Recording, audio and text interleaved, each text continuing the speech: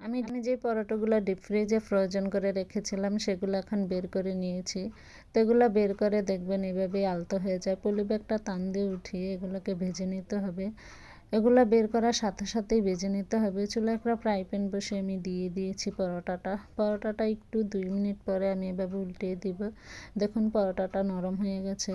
তো একটু আর একটা পাশ যখন এমন হয়ে যাবে তখন আমি দিয়ে দিব তেল বেশি দিতে হবে না, অল্প করে তেল দিলে হবে। তো এখানে আমি 2 চা চামচ তেল দিয়েছি, দিয়ে আমি এটাকে ভালো করে ভেজে নিব।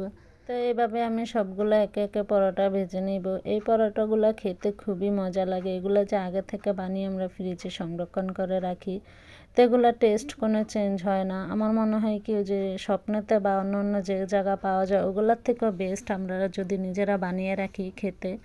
ওগুলো একটু কর্নফ্লাওয়ার দেওয়া থাকে, তো তাই মানে ভাজার সাথে সাথে একটু কেমন জানি ঠান্ডা হয়ে গেলে নরম লাগে। তা আমার কাছে আমার নিজে বানানোটাই ভালো লাগে। তো হয়ে গেল আমার সবগুলো পরোটা বানানো। আমার খেতে অনেক মজা হয়। ট্রাই করবেন এভাবে একটু বানিয়ে খেতে।